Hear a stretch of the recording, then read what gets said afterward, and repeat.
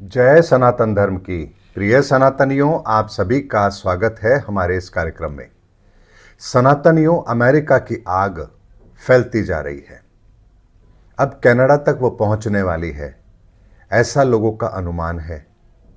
ये भीषण आग इस बार वहां के सेलिब्रिटी को परेशान कर रही है। बहुत सारे लोगों के मकान जलकर राख हो गए हैं। शायद इसीलिए ये न्यूज़ बनी भी है। अगर यही जंगल की आग किसी साधारण जगह पर होती तो शायद ये न्यूज़ बनती भी नहीं।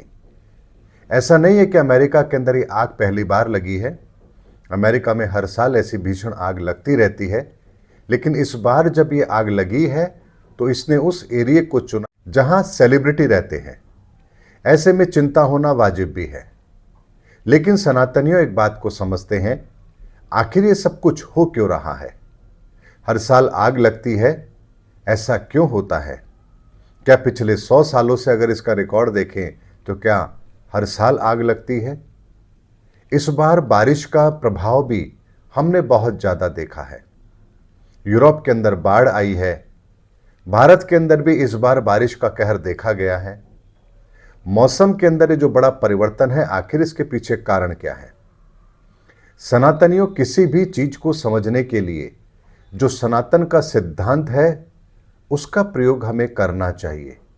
और सनातन का सिद्धांत ये कहता है कि किसी भी चीज की प्रक्रिया 3 चरणों में होती है। तो किसी चीज की अगर गहराई तक हमें जाना है तो उसके अंदर भी हमें 3 चरणों का प्रयोग तो करना पड़ेगा।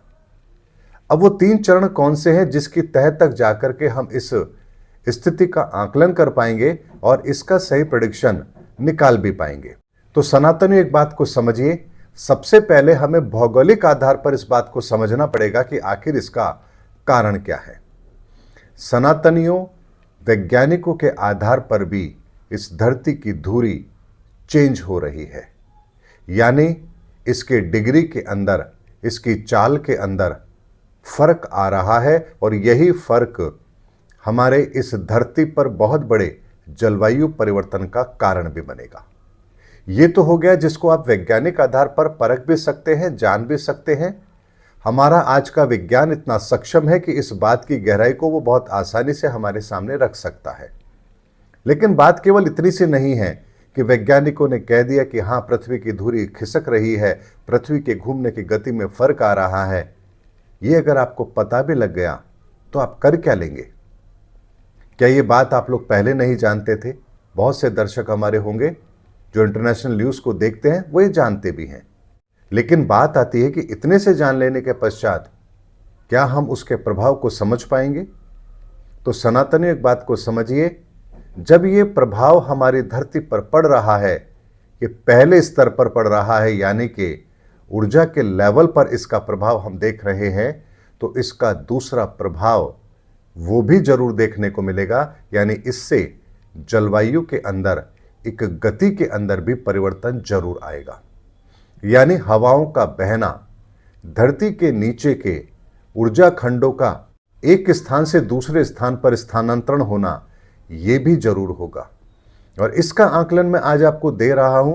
जब ये परिवर्तन हो रहा है, ये घटना घटित हो रही है, तो इसका एक सटीक ज्योतिषीय आकलन भी मैं आपको दे रहा हूं। इस बात की गंभीरता को भी समझना और उसके बाद इसका तीसरा प्रभाव क्या होगा उसके बारे में मैं आपको बताऊंगा। सनातनियों, जब इस धरती पर जलवायु के अंदर कोई परिवर्तन हो रहा है तो उसका ज्योतिषीय आकलन भी हमें करना पड़ेगा। और ज्योतिषीय आकलन जब हम करेंगे तो वैज्ञानिक तथ्य और उसके साथ ज्योतिषीय आकलन, ये दोनों मिलाकर के जब आप देखेंगे तो आपको इसके स्थायी परिणाम जो धरती पर पड़ने वाले हैं वो समझ में आएंगे। वैज्ञानिक दृष्टिकोण से आप लोगों ने समझ लिया कि हाँ, पृथ्वी की धुरी में एक परिवर्तन हुआ है और उसकी चाल में भी एक परिवर्तन हुआ है। अब इस चाल की वजह से बाकी जगह पर क्या प्रभाव पड़ेगा, इस बात को भी समझ लीजिए। सनातनियों, जब ज्योतिष के आधार पर इसका हम आकलन करेंगे तो हमें बाकी के ग्रहों की गति के अंदर भी एक परिवर्तन आता हुआ नजर आएगा। इसको ऐसे समझिए कि जैसे आप ट्रेन के अंदर बैठे हैं, ट्रेन यदि 50 की स्पीड से चल रही है तो आपको बाहर का जो दृश्य है उसके घूमने की गति आपको एक अलग तरह से दिखाई देगी। लेकिन वहीं अगर आपकी ट्रेन की स्पीड 100 की हो जाए तो आपको बाहर दिखने वाली जो वस्तुएं हैं उनकी गति में भी आपको एक परिवर्तन महसूस होगा, क्योंकि आपकी गति बढ़ी है। क्या बाहर की वस्तुएं भी तेज गति से चलना आरंभ हो गई है? ऐसा नहीं है, वो अपनी जगह स्थिर हैं, लेकिन आपकी गति चूंकि बढ़ गई है, इसीलिए आपको बाहर की चीजें भी तेज गति के साथ पीछे जाती हुई नजर आ रही हैं। ठीक इसी तरह से धरती की गति के अंदर भी परिवर्तन आने से हमें बाकी के ग्रहों की गति के अंदर भी एक परिवर्तन देखने को मिल रहा है। और इस बात का ज्योतिषीय आकलन मैंने पहले भी दिया है कि इस समय बृहस्पति अतिचारी हो गया है। बृहस्पति अतिचारी क्यों हुआ, इस बात को भी समझ लीजिए। क्योंकि बृहस्पति इस 9 ऊर्जा खंडों की जब हम बात करते हैं, यानी 7 ऊर्जा खंड और 9 आयामों की जब हम बात करते हैं, तो उसके मध्य की धुरी बृहस्पति ही है, ज्ञान है, और अंकों में यदि देखेंगे तो वो 5 है। ऐसे में आपको जब ये पृथ्वी की गति परिवर्तित होती नजर आ रही है, तो उसका सीधा सीधा प्रभाव आपको 5 की ऊर्जा यानी बृहस्पति की ऊर्जा में आपको उसका परिवर्तन दिखाई देगा। और इसीलिए बृहस्पति इस समय अतिचारी है और लगभग 8 वर्षों तक ये बृहस्पति अतिचारी भी रहेगा। यानी जहां पहले वो 1 वर्ष के अंदर एक राशि में अपना समय बिताता था, अब वो उससे कम समय के अंदर ही अपना राशि परिवर्तन कर भी रहा है। और इसका एक इम्पैक्ट हमको ये भी देखने को मिल रहा है कि त्योहारों को लेकर के भी एक दुविधा है कि दीपावली भी 2 है, जन्माष्टमी भी आपको 2 तरह से देखने को मिलती है कि इस दिन मनाए या उस दिन मनाए, और भी ऐसे कई त्यौहार हैं जहां आपको ये कन्फ्यूजन रहता है कि ये त्यौहार हम इस दिन मनाए या इस दिन मनाए, यानी एक दिन का डिफरेंस यहां आपको देखने को मिल रहा है। ये पृथ्वी के उस घूमने की गति का परिवर्तन है जिसको वैज्ञानिक समझ सकते हैं, लेकिन उसका जब ज्योतिषीय आकलन आप देखेंगे तो आपको बृहस्पति के अतिचारी होने से और बाकी ग्रहों की गति से भी उसका आपको अंतर देखने को जरूर मिलेगा। ये 2 तरीके से जब हमने इन चीजों का अध्ययन कर लिया, यानी कि भौगोलिक दृष्टिकोण से हमने वैज्ञानिकों के तथ्य को समझ लिया और ऊर्जा के लेवल पर हमने ज्योतिषीय आकलन को समझ लिया, तो अब तीसरा प्रभाव यानी ऊर्जा का तीसरा खंड यानी उसका एक स्वरूप भी इस धरती पर कायम जरूर होगा। और वही जो तीसरा स्वरूप इस धरती पर कायम होगा, सबसे महत्वपूर्ण वही है, क्योंकि वही स्थायी प्रभाव हैं जो हमें देखने को मिलेंगे। तो इसका सबसे बड़ा स्थायी प्रभाव जो होगा वो ये होगा कि जो वर्षा के क्षेत्र हैं उनके स्थानों में परिवर्तन होगा। यानी जहां अत्यधिक वर्षा होती थी वहां वर्षा में कमी आएगी, और जो स्थान सूखे थे वहां अत्यधिक वर्षा होगी। जिन स्थानों को हम आग से सुरक्षित मानते थे वहां भी आगजनी की घटनाएं होंगी, और जो स्थान पहले अक्सर आग की भेंट चढ़ जाया करते थे वहां आपको आगजनी देखने को नहीं मिलेगी। उसके पीछे भी जलवायु का बहुत बड़ा कारण है कि सूखे पेड़ों के अंदर तेज हवाएं जब चलती है तो आपस में घर्षण के कारण से अग्नि पैदा होती है, और सूखे पेड़ आपस में बहुत तेज गति के साथ जलना आरंभ होते हैं। जंगलों की आग कोई यूं ही नहीं लगती है, तेज गर्मी के कारण से वहां लकड़ियां सूखती हैं, वहां के पत्ते सूखते हैं, और तेज हवाओं के कारण से उनमें आपस में घर्षण पैदा होता है, और जिसकी वजह से अचानक आग लगती है, और वो आग बहुत तेज गति से जंगलों में फैलती है। लेकिन अगर जलवायु का परिवर्तन हुआ तो जिन स्थानों पर अत्यधिक गर्मी है वहां गर्मी कम पड़ेगी, और जहां गर्मी कम पड़ती थी वहां गर्मी अत्यधिक तेज होगी, और जहां तेज गर्मी पड़ेगी वहीं आगजनी की घटना भी जरूर होगी। सनातनियों में पहले और दूसरी ऊर्जा को समझने के बाद तीसरी ऊर्जा का प्रभाव इस धरती पर क्या होगा, मैं वही आकलन आप लोगों को दे रहा हूं। ये ऐसा ज्योतिषीय आकलन है जो 100% सही होगा, इसमें एक लेश मात्र भी कमी आप नहीं देखेंगे। ऐसे में धरती के भीतर भी जो खनिज है उनके स्थान भी परिवर्तित होंगे। यानी जो आप पेट्रोलियम प्रोडक्ट देख रहे हैं, यानी कि क्रूड ऑयल आप देख रहे हैं, जो मिडिल ईस्ट की कंट्री अमेरिका यहाँ जमीन के अंदर पाया जाता है, ये भी शिफ्ट होगा, और भारत के राजस्थान राज्य के आसपास का जो एरिया है धरती के नीचे, यहाँ क्रूड की सप्लाई अचानक बढ़ेगी। यानी धरती के घूमने की गति का परिवर्तन भारत के अंदर भी राजस्थान और उसके आसपास के इलाकों के अंदर धरती के नीचे खनिज पदार्थों की भरमार करेगा। और यही कारण है कि आप अचानक से राजस्थान की धरती में विस्फोट होता हुआ देखते हैं, और गैस निकलती है, पानी के फव्वारे छूटते हैं, ये सब आप देखते हैं, ये उसी का परिणाम है। ऐसे में ये जो परिवर्तन है जिसे हम युग परिवर्तन कहते हैं, ये परिवर्तन भौगोलिक स्तर पर भी होगा, ऊर्जाओं के स्तर पर भी होगा और हमारे जीवन के अंदर भी इसका प्रभाव हमें देखने को जरूर मिलेगा। ऐसे में आने वाले समय के अंदर जो जगह आज वनस्पति के आधार पर अगर मैं बात करूं खनिज संपदा से भरी पड़ी है, उनके अंदर जमीन के नीचे जो तरल पदार्थ के अंदर जो स्रोत है उनकी शिफ्टिंग जरूर होगी। ठोस की शिफ्टिंग नहीं हो पाती, लेकिन टाइटैनिक प्लेट जो हैं उनकी भी शिफ्टिंग होने के आसार बनेंगे। और अगर मैं इसको हजारों साल के इतिहास के रूप में देखूं तो आने वाले समय के अंदर आप कई देशों के सीमाओं को समुद्र के अंदर बदलता हुआ भी जरूर देखेंगे। सनातनियों, केवल बात इतनी सी नहीं है कि कैलिफोर्निया के जंगलों में आग लग रही है, अमेरिका उससे परेशान है, महाशक्ति है अमेरिका, तो क्यों उस सर्वशक्तिमान के आगे त्रस्त है, इस बात को भी समझना पड़ेगा। क्योंकि धरती का परिवर्तन, इसको रोक लेना, इसके प्रभाव को रोक लेना, ये हम इंसानों के बस की बात है ही नहीं। इसीलिए हिमालय के अंदर भी कुछ ऐसे क्षेत्र, जिन क्षेत्रों पर आज बहुत अधिक बर्फबारी है, वहाँ ये बर्फबारी कम होगी।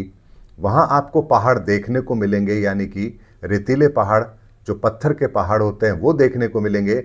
और जो जगह अभी तक पहाड़ के रूप में हमें पत्थर के रूप में दिखाई देती थी, वहाँ आपको बर्फ की चोटियाँ नजर आएंगी। ये शिफ्टिंग भी हिमालय की इस वादियों के अंदर जरूर होगी। सनातनियों, उसके अलावा समुद्र के जलस्तर के अंदर भी एक बड़ा परिवर्तन आएगा, जिसके कारण से बहुत सारे समुद्र के किनारे के जो देश हैं, जो शहर हैं, वो भी इससे प्रभावित जरूर होंगे। ये वो शिफ्टिंग है जिसको रोक पाना हम इंसानों के बस की बात नहीं है।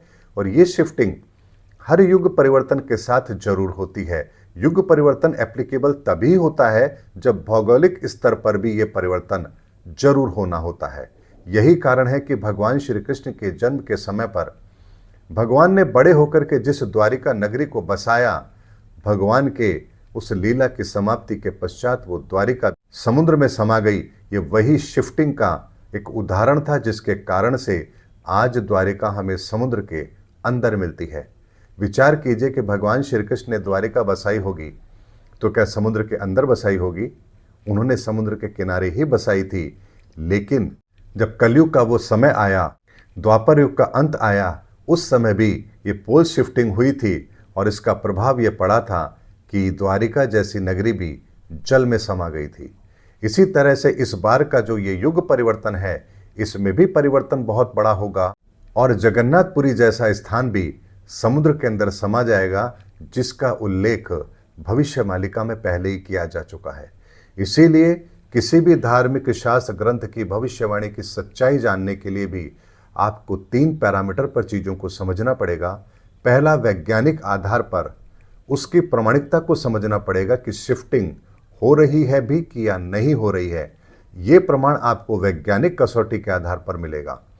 उसके बाद आपको उसका ज्योतिषीय आकलन करना पड़ेगा कि ज्योतिष के आधार पर ग्रहों की चाल पर भी इसका प्रभाव आपको देखने को मिल रहा है या नहीं मिल रहा है। जब ये दोनों बातें कंफर्म होती हैं, तब इसका तीसरा प्रभाव हमें धरती पर देखने को मिलेगा कि धरती के अंदर भी, उसकी भूमि के अंदर, उसके जल के अंदर, उसके वायुमंडल के अंदर, उसके मौसम के अंदर भी एक बहुत बड़ा परिवर्तन हमें देखने को मिलेगा। और ये तीनों परिवर्तन ही ब्रह्मांड के अंदर 3 ऊर्जाओं का परिवर्तन है, जिसके द्वारा हम कहते हैं कि सृष्टि के निर्माण में ये 3 ऊर्जाएं अपना महत्वपूर्ण रोल प्ले करती हैं। सनातनियों, बिना सनातन विज्ञान के इस धरती के नियमों को समझना, विज्ञान को समझना, ज्योतिष को समझना और इसके प्रभाव को इस धरती पर कैसे वो एप्लीकेबल होगा, इस बात को समझना संभव ही नहीं है। इसीलिए सनातन के सूत्रों को समझिए, आपको अपने जीवन के हर क्षेत्र के अंदर वो प्रामाणिकता मिलेगी जो कभी भी गलत साबित नहीं होगी। इसीलिए जंगलों की ये आग कोई घटना नहीं है, ये बहुत बड़े परिवर्तन का संकेत है, युग परिवर्तन का संकेत है। जो क्यों हो रहा है उसका वैज्ञानिक स्वरूप ज्योतिष के आधार पर मैंने आप लोगों के सामने रखा है। उम्मीद करता हूँ ये बातें आप लोगों के समझ में आई भी होंगी और मैंने सनातन सूत्र के आधार पर तीनों ऊर्जाओं के लेवल पर इसके परिवर्तन को आपके सामने रखा है। जो लोग मेरे पुराने वीडियो को देख रहे हैं वो मेरी बात को बहुत अच्छी तरह समझेंगे, और जो चलते फिरते आज पहली बार इस वीडियो पर आए हैं उन्हें मेरी बात शायद कम समझ में आएगी, लेकिन मेरे पुराने वीडियो देखेंगे जिसमें मैंने 7 ऊर्जा 9 आयामों की बात की है, तो आपको मेरा वीडियो 100% समझ में भी आएगा। सनातनियों, आने वाले समय के अंदर मैं ऑनलाइन वेबिनार भी रखूंगा, ताकि जो सनातन के सूत्र हैं, ये सूत्र, इनके द्वारा वो कौन से कार्य हैं जिन कार्यों को यदि हम अपने जीवन में शामिल करें तो हमारा जीवन बेहतर हो सकता है। इसी पर मैं अपना अनुसंधान कर भी रहा हूं, और बहुत शीघ्र यानी मार्च से ही मैं आप लोगों को आपके जीवन के अंदर आपके जीवन को बेहतर बनाने के लिए वो कौन से काम है जो आपको करने चाहिए ताकि आपका जीवन बेहतर हो, उस और भी आप लोगों को बहुत सारे वीडियो में ज़रूर दूंगा। मैं केवल आपसे बातें नहीं कर रहा, मैं आपको इन बातों का सार निकालकर, उसका तत्व निकालकर, उसका जो एक प्रभाव है हमारे जीवन पर, उसका समाधान भी मैं आपको दे सकूं, इस पर भी मैं कार्य कर रहा हूं। इसीलिए आप लोगों का साथ मैं हमेशा देता रहूंगा। आप लोगों के जीवन को बेहतर बनाने के लिए जो भी मैं कर सकता हूं अवश्य करूंगा। उम्मीद करता हूं सनातनियों, मेरा यह प्रयास आपके जीवन को बेहतर बनाने में जरूर कामयाब होगा। ईश्वर से मैं यही प्रार्थना करता हूं, हे ईश्वर सबका कल्याण करो। मिलेंगे अगले वीडियो के अंदर, तब तक के लिए जय हिंद, जय भारत, जय सनातन धर्म की।